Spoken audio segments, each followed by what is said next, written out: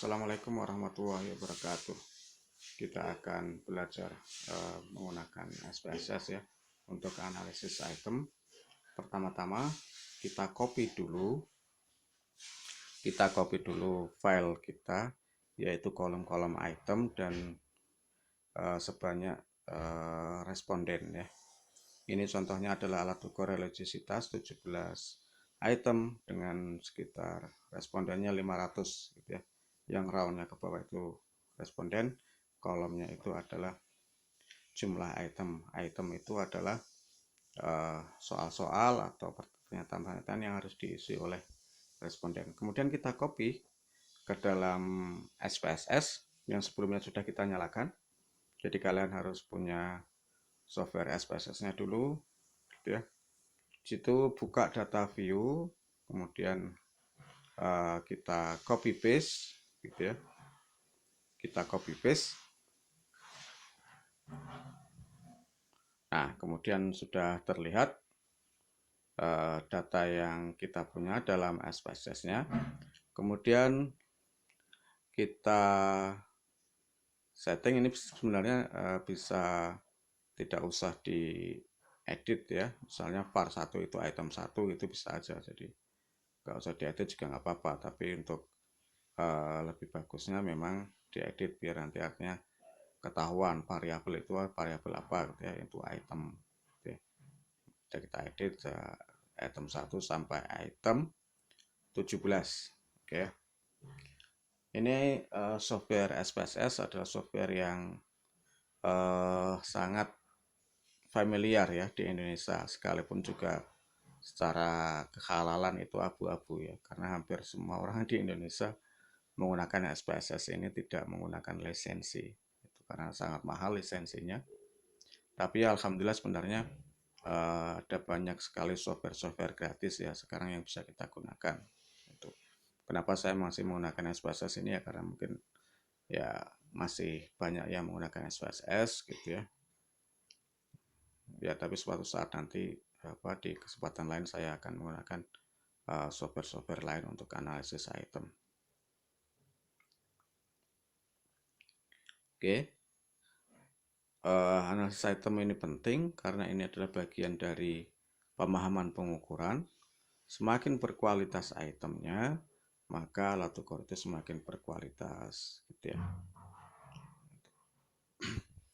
Analisis item itu adalah di sini yang akan dianalisis adalah korelasi item. Korelasi item itu apa? Korelasi item total itu adalah korelasi antar skor item dan skor totalnya gitu ya. Jika korelasinya positif, berarti item itu punya kesesuaian dengan tes secara keseluruhan. Tapi kalau korelasinya negatif atau rendah atau bahkan negatif, maka alat ukur itu tidak punya kesesuaian dengan item-item yang lain yang direpresentasikan dalam skor total gitu ya. Oke. Sekarang kita pilih analisis gitu ya. Di situ ada dimension reduction, di sini scale ya, scale. Kemudian muncullah kotak itu, kemudian masukkan semua item itu dalam kotak di sebelah kanan, kemudian pilih statistik, kemudian pilihlah di situ item, scale, dan item analysis gitu ya. Itu. Kemudian nah, muncullah hasilnya.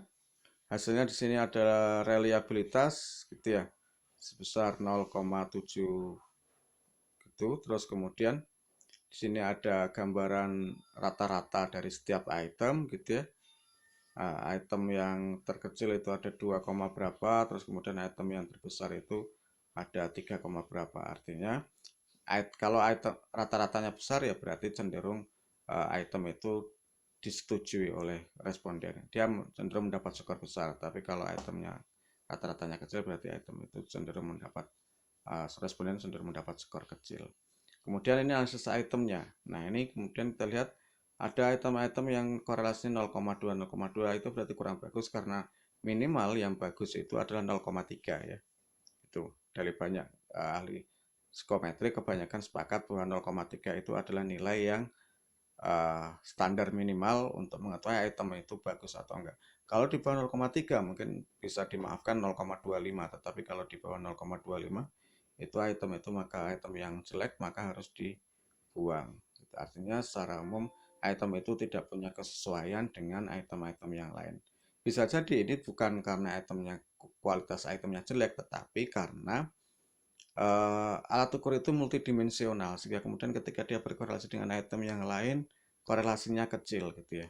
Tapi kalau satu dimensi maka alat ukur itu punya apa item-item itu punya kesesuaian yang sangat kuat. Tapi karena multidimensional artinya sangat heterogen alat ukurnya itu item-itemnya maka korelasinya juga tidak terlalu kuat. Oke. Nah, itu pembahasan dalam reliabilitas dan analisis item ya. Nah, sekarang kita akan bahas lagi analisis faktor. Analisis faktor ini adalah mengetahui apakah alat ukur ini banyak dimensi, multidimensi, atau satu dimensi. Kalau satu dimensi, maka korelasi item totalnya itu sangat kuat gitu ya, korelasi item totalnya kuat-kuat, tinggi-tinggi. Tetapi kalau multidimensi akan cenderung kurang tinggi analisis itemnya, korelasi item totalnya gitu ya. Makanya kemudian ini kita akan uji apakah alat ukur itu multidimensi. Kalau multidimensi maka sangat wajar jika korelasi item totalnya kurang kuat gitu karena multidimensi. Nah, nanti namanya analisis faktor. Faktor itu komponen gitu ya. Komponen itu ya unsur-unsur sekelompok item gitu ya dalam alat ukur itu. Itu disebut dengan komponen atau faktor atau dimensi gitu. Oke.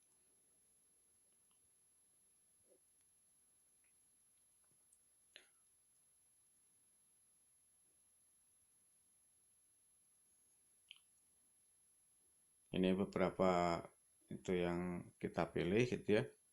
Mulai dari deskriptif, KMO dan anti image, terus kemudian extraction itu kita pilih faktor analysis gitu ya. Terus, nah ini sekarang hasilnya ini ada yang paling atas itu adalah KMO. KMO itu baterai test itu adalah apakah item-itemnya itu layak untuk dianalisis faktor atau tidak. Kita lihat di situ angka signifikansi 0,000, maka alat ukur ini di KMO-nya adalah signifikan. Terus kemudian di item-itemnya itu layak untuk dianalisis faktor atau tidak. Maka bisa kita lihat item image correlation itu yang cross itu ya yang ada huruf AA-nya itu di atasnya itu kalau dia di atas 0,5 maka dia layak untuk dianalisis faktor. Kalau dia di bawah 0,5 maka dia tidak layak untuk dianalisis faktor. Ya. Nah, ini initial solution itu untuk mengetahui seberapa kuat gitu ya alat ukur itu item itu berkorelasi dengan dimensi-dimensinya secara umum. Nah, ini kemudian ini 5 dimensi gitu ya setelah dianalisis faktor dengan varians kumulatifnya 40%. Ini lihat kolom di sebelah kanan nomor 2 itu 40% varian kumulatifnya, berarti dia tidak terlalu kuat. Artinya variannya itu tidak terlalu banyak diekstrak, tidak perlu terlalu banyak dieksplor gitu ya. Maka ini alat ukur ini kurang mewakili konstruknya yang dipilih dalam alat ukur ini, dimensi-dimensinya itu kurang menyedot data-data yang ada dalam alat ukur ini gitu ya. Gitu.